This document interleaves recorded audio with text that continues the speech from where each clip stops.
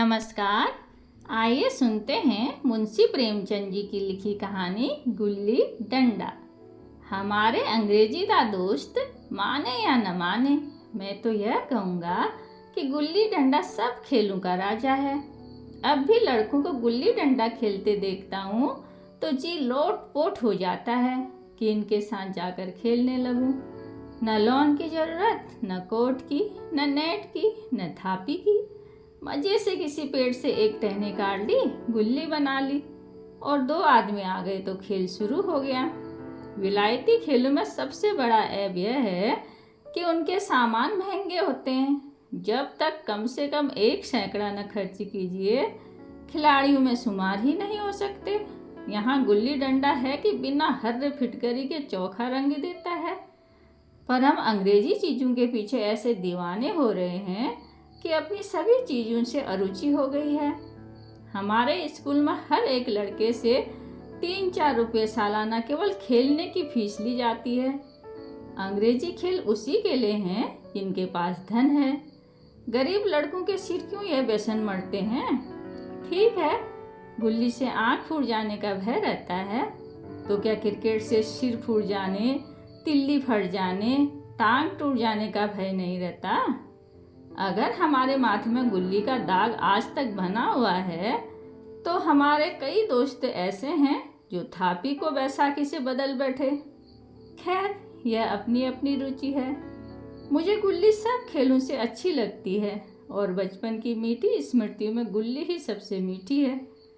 वह प्रातःकाल घर से निकल जाना, वह पेड़ों पर चढ़कर टहनियाँ काटना और गुल्ली डंडा बनाना, वह उत्साह, वह लगन, वह खिलाड़ियों के जमघट, वह पदना और पदाना, वह लड़ाई झगड़े जिसमें छूत अछूत, अमीर गरीब का बिल्कुल भेद न रहता था, जिसमें अमीराना चोचलों की प्रदर्शन की अभिलाषा की गुंजाइश न थी।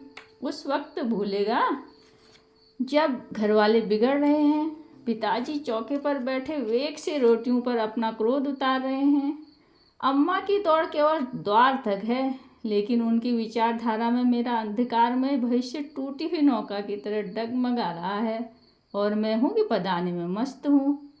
न नहाने की सुधि है, न खाने की। गुल्ली है तो जरा सी, पर उसमें दुनिया भर की मिठाइयों की मिठास और तमाशों का आनंद भरा हुआ है। मेरे हमजोलियों में एक लड़का गया नाम का था। मुझसे 2-3 साल बड़ा होगा, दुबला पतला, बंदरों की सी लंबी लंबी पतली पतली उंगलियां, बंदरों की सी चपलता झल्लाहट। गुल्ली कैसी ही हो, उस पर इस तरह लपकता जैसे छिपकली कीड़ों पर लपकती है। मालूम नहीं उसके माँ बाप थे या नहीं, कहाँ रहता था, क्या खाता था, पर था हमारे गुल्ली क्लब का चैंपियन। जिसकी तरफ वह आ जाए उसकी जीत निश्चित ही थी। हम सब उसे दूर से आते देख उसका दौड़कर स्वागत करते थे और उसे अपना गोइयाँ बना लेते थे। एक दिन हम और गया दोनों ही खेल रहे थे। वह पदा रहा था, मैं पद रहा था। मगर कुछ विचित्र बात है कि पदाने में हम दिन भर मस्त रह सकते हैं, पदना 1 मिनट का अखरता है। मैंने गला छुड़ाने के लिए सब चालें चली जो ऐसे अवसर पर शास्त्र विहीन न होने पर भी क्षम्य है, लेकिन गया अपना दाव लिए बगैर मेरा पिंड न छोड़ता था। मैं घर की ओर भागा, अनुनय विनय का कोई असर न हुआ। गया ने मुझे दौड़कर पकड़ लिया और डंडा तान कर बोला, मेरा दाव देकर जाओ, पदाए तो बड़े बहादुर बनके, पदने के बैर क्यों भागे जाते हो? तुम दिन भर पदाओ तो मैं दिन भर पदता रहूं? हाँ, तुम्हें दिन भर पदना पड़ेगा। न खाने जाऊं, न पीने जाऊं। हाँ, मेरा दाव दिए बिना तुम कहीं नहीं जा सकते। मैं तुम्हारा गुलाम हूँ। हाँ, मेरे गुलाम हो। मैं घर जाता हूँ, देखो मेरा क्या कर लेते हो। घर कैसे जाओगे? कोई दिल लगी है, दाव दिया है, दाव लेंगे। अच्छा, कल मैंने अमरूद खिलाया था, वह लौटा दो। वह तो पेट में चला गया, निकालो पेट से। तुमने क्यों खाया मेरा अमरूद? अमरूद तुमने दिया, अब तब मैंने खाया, मैं तुमसे मांगने न आया था। जब तक मेरा अमरूद न दोगे मैं दाव न दूंगा। मैं समझता था न्याय मेरी ओर है। आखिर मैंने किसी स्वार्थी से ही उसे अमरूद खिलाया होगा। कौन निस्वार्थ किसी के साथ सलूक करता है? भिक्षा तक तो स्वार्थ के लिए ही देते हैं। जब गया ने अमरूद खाया तो फिर उसे मुझसे दाव लेने का क्या अधिकार है? रिश्वत देकर तो लोग खूब बच जाते हैं। यह मेरा अमरूद यूं ही हजम कर जाएगा? अमरूद पैसे के 5 वाले थे जो गया के बाप को नसीब न होंगे। यह सरासर अन्याय था। गया ने मुझे अपनी ओर खींचते हुए कहा, मेरा दाव देकर जाओ, अमरूद समरूद मैं नहीं जानता। मुझे न्याय का बल था, वह अन्याय पर डटा हुआ था। मैं हाथ छुड़ाकर भागना चाहता था, वह मुझे न जाने देता था। मैंने गाली दी, उसने कड़ी गाली दी, और गाली ही नहीं 2-1 चांटा भी जमा दिया। मैंने उसे दांत से काट लिया, उसने मेरी पीठ पर डंडा जमा दिया। मैं रोने लगा। गया मेरे इस शस्त्र का मुकाबला न कर सका, भागा। मैंने तुरंत आंसू पोंछ डाले, डंडे की चोट भूल गया और हंसता हुआ घर जा पहुंचा। मैं थानेदार का लड़का एक नीच जाति के लौंडे के हाथों पिट गया। यह मुझे उस समय भी अपमानजनक मालूम हुआ, लेकिन घर में किसी से शिकायत न की। उन्हीं दिनों पिताजी का तबादला वहाँ से हो गया। नई दुनिया देखने की खुशी में ऐसा फूला कि अपने हमजोलियों से बिछड़ जाने का बिल्कुल दुख न हुआ। पिताजी दुखी थे, यह बड़ी आमदनी की जगह थी। अम्मा जी भी दुखी थी, यहाँ सब चीज़ें सस्ती थी और मोहल्ले की स्त्रियों से घराव सा हो गया था। लेकिन मैं मारे खुशी से फूला न समाता था। लड़कों ने जीत उड़ा रखा था कि वहाँ घर ऐसे थोड़े ही होते हैं। ऐसे ऊंचे ऊंचे घर हैं कि आसमान से बात करते हैं। वहाँ के अंग्रेजी स्कूल में कोई मास्टर लड़कों को पीटे तो उसे जेल हो जाए। मेरे मित्रों की फैली हुई आंखें और चकित मुद्रा बतला रही थी कि मैं उनकी निगाह में कितना ऊंचा उठ गया हूँ। बच्चों में मिथ्या तो सत्य बना लेने की वह शक्ति है जिसे हम तो सत्य को मिथ्या बना लेते हैं। क्या समझेंगे? उन विचारों को मुझसे कितनी स्पर्धा हो रही थी।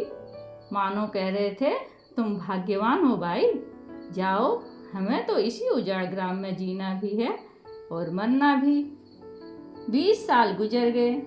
मैंने इंजीनियरिंग पास की और उसी जिले का दौरा करता हुआ उसी कस्बे में पहुंचा और डाक बंगले में ठहरा। उस स्थान को देखते ही इतनी मधुर बाल स्मृतियाँ हृदय में जाग उठी कि मैंने छड़ी उठाई और कस्बे की सैर करने निकला। आँखें किसी प्यासे पथिक की भांति बचपन के उन क्रीड़ा स्थलों को देखने के लिए व्याकुल हो रही थी। पर उसी परिचित नाम के सिवा वहाँ और सब कुछ परिवर्तन था। जहाँ खंडहर था वहाँ पक्के मकान खड़े थे।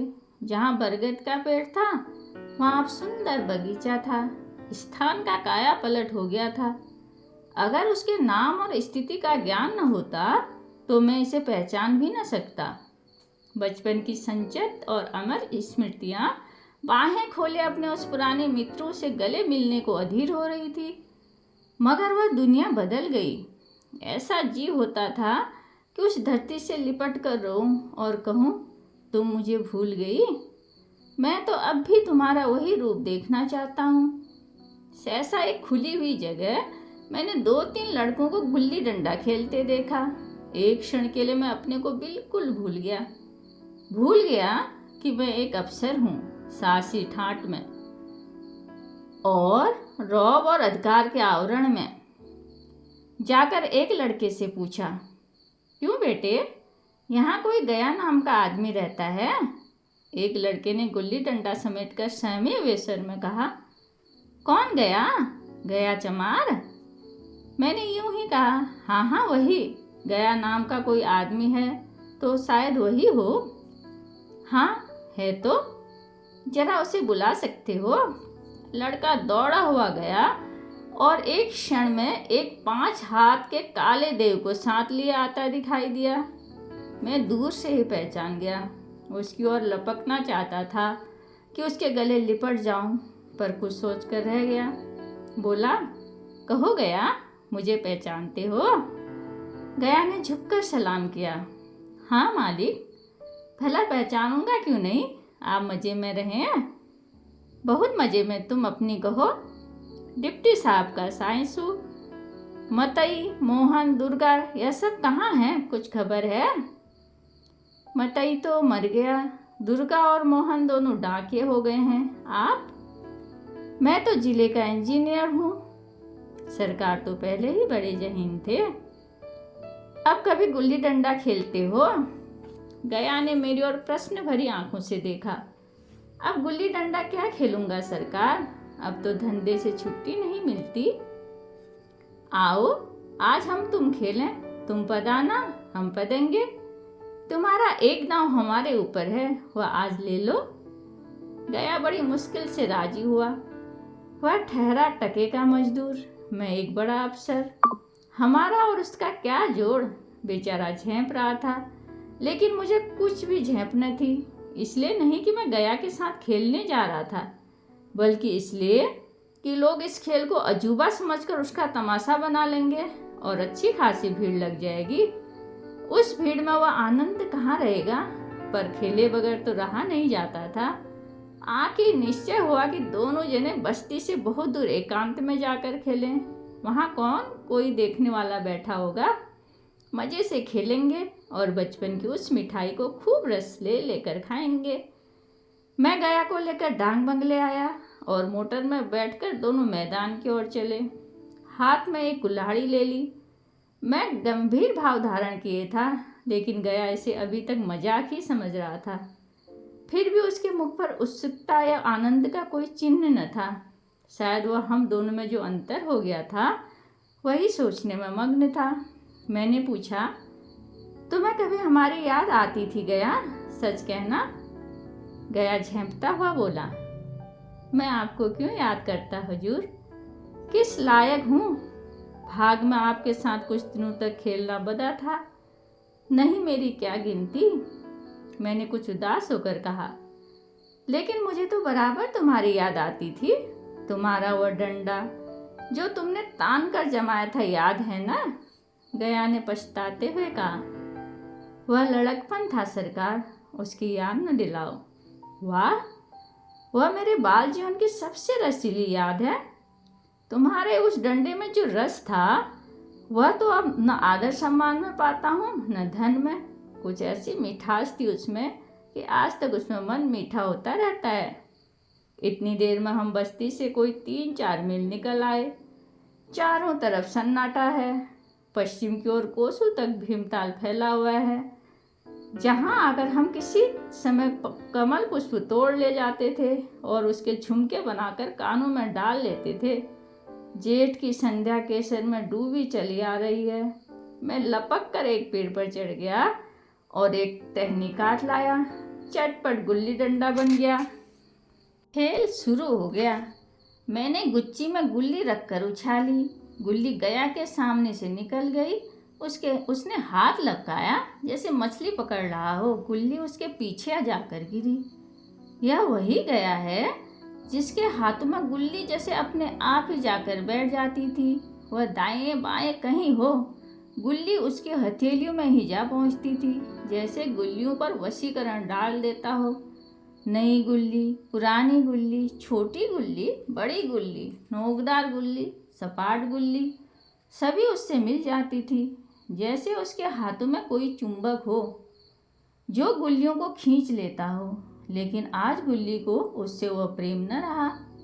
फिर तो मैंने पदाना शुरू किया। मैं तरह तरह की धांधलियाँ कर रहा था। अभ्यास की कसर बेईमानी से पूरी कर रहा था। हुच जाने पर भी डंडा खेले जाता था। हालांकि शास्त्र के अनुसार गया की बारी आनी चाहिए थी। गुल्ली पर ओछी चोट पड़ती और वह जरा दूरी पर गिर पड़ती तो मैं झपट कर उठा लेता और दोबारा टाँट लगाता। गया ये सारी बेकायदगियाँ देख रहा था, पर कुछ न बोलता था, जैसे उसे यह सब कायदे कानून भूल गए। उसका निशाना कितना अचूक था। गुल्ली उसके हाथ से निकलकर टन से डंडे में जाकर लगती थी।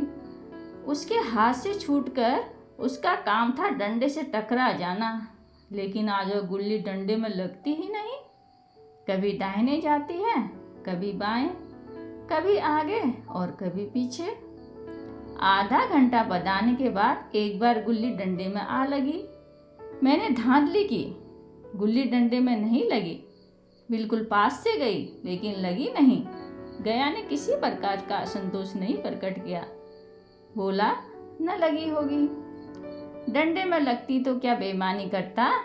नहीं भैया, तुम भला बेईमानी करोगे?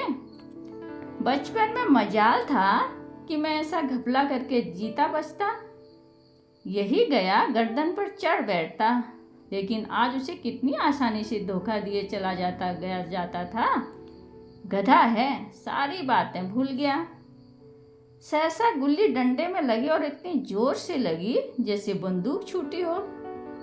इस प्रमाण के सामने अब किसी तरह की धांधली करने का साहस मुझे इस वक्त में न रहा। लेकिन क्यों न एक बार सच को झूठ बताने की चेष्टा करूं। हरज ही क्या है? मान गया तो वाह वाह, नहीं तो 4 हाथ पदना ही तो पड़ेगा। अंधेरे का बहाना करके जल्दी से गला छुड़ा लूंगा, फिर कौन दाव देने आता है। गया ने विजय के उल्लास में कहा, लग गई, टन से बोली। मैंने अनजान बनने की चेष्टा करके कहा, तुमने लगते देखा? मैंने तो नहीं देखा। टन से बोली है सरकार, और जो किसी ईंट से लग गई हो। मेरे मुख से यह वाक्य उस समय कैसे निकला, इसका मुझे खुद आश्चर्य है। इस सत्य को झुठलाना वैसा ही था जैसे दिन को रात बताना। हम दोनों ने गुल्ली को डंडे में जोर से लगते देखा था, लेकिन गया ने मेरा कथन स्वीकार कर लिया। हाँ, किसी ईंट में लग गई होगी। डंडे में लगती तो इतनी आवाज़ ना आती। मैंने फिर पदाना शुरू कर दिया, लेकिन इतनी प्रत्यक्ष धांधली कर लेने के बाद गया की सरलता पर मुझे दया आने लगी। इसलिए अब तीसरी बार गुल्ली डंडे में लगी तो मैंने बड़ी उदारता से दांव देना तय किया। गया ने कहा, अब तो अंधेरा हो गया भैया, कल पर रखो। मैंने सोचा कल बहुत सा समय होगा, अब न जाने कितनी देर पदावे, इसलिए उसी वक्त मुआवला साफ कर देना अच्छा होगा। नहीं, अभी बहुत उजाला है, तुम अपना दांव ले लो, गुल्ली सूझेगी नहीं, कुछ परवाह नहीं। गया ने पदाना शुरू किया, पर उसे बिल्कुल अभ्यास न था। उसने 2 बार टाँड लगाने का इरादा किया, लेकिन दोनों ही बार हुच गया। 1 मिनट से कम में वह दाव पूरा कर चुका। बेचारा घंटा भर पदा, पर 1 ही मिनट में अपना दांव खो बैठा। मैंने हृदय की विशालता का परिचय दिया। एक दांव और खेल लो, तुम तो पहले ही हाथ में हुच गए। नहीं भैया, अब अंधेरा हो गया, तुम्हारा अभ्यास छूट गया, अभी खेलते नहीं। खेलने का समय कहाँ मिलता है भैया। हम दोनों मोटर पर जा बैठे और चिराग जलते जलते पड़ाव पर पहुँच गए। गया चलते चलते बोला, कल यहीं गुल्ली डंडा होगा, सभी पुराने खिलाड़ी खेलेंगे, तुम भी आओगे? जब तुम्हें फुर्सत हो तभी खिलाड़ियों को बुलाऊं। मैंने शाम का समय दिया और दूसरे दिन मैच देखने गया। कोई 10-10 आदमियों की मंडली थी। कई मेरे लड़कपन के साथी निकले। अधिकांश युवक थे जिन्हें मैं पहचान नहीं सका। खेल शुरू हुआ। मैं मोटर पर बैठा बैठा तमाशा देखने लगा। आज गया का खेल, उसका वह नैपुण्य देखकर मैं चकित रह गया। टाँड लगाता तो गुल्ली आसमान से बातें करती। कल की सी वह झिझक, वह हिचकिचाहट, वह बेदिली आज न थी। लड़कपन में जो बात थी आज उसमें पूर्णता प्राप्त कर ली थी। कहीं कल इसने मुझे इस तरह पदाया होता तो मैं जरूर रोने लगता। उसने डंडे की चोट खाकर गुल्ली को 100 गज की खबर लाती थी। पदने वालों में एक युवक ने कुछ धांधली की। उसने अपने विचार में गुल्ली रोकी थी। गया का कहना था गुल्ली जमीन में लगकर उछली थी। इस पर दोनों में ताल ठोकने की नौबत आई। युवक दब गया। गया का तमतमाया हुआ चेहरा देखकर डर गया। अगर वह दब न जाता तो जरूर मारपीट हो जाती। मैं खेल में न था, पर दूसरों की इस खेल में मुझे वही लड़कपन का आनंद आ रहा था जब हम सब कुछ भूलकर मस्त हो जाते थे। अब मुझे मालूम हुआ कि कल गया ने मेरे साथ खेला नहीं, केवल खेलने का बहाना किया। उसने मुझे दया का पात्र समझा। मैंने धांधली की, बेईमानी की, पर उसे जरा भी क्रोध न आया। इसलिए वह खेल न रहा था, मुझे खिला रहा था, मेरा मन रख रहा था। वह मुझे पढ़ाकर मेरा कचूमर नहीं निकालना चाहता था। मैं अब अफसर हूँ। यह अफसरी मेरे और उसके बीच में दीवार बन गई। अब उसका लिहाज पा सकता हूँ, अदब पा सकता हूँ, साहचर्य नहीं पा सकता। लड़कपन था तब मैं उसका समकक्ष था। हम में कोई भेद न था। यह पद पाकर अब मैं केवल उसकी दया के योग्य हूँ। वह मुझे अपना जोड़ नहीं समझता। वह बड़ा हो गया है और मैं छोटा हो गया हूँ। धन्यवाद।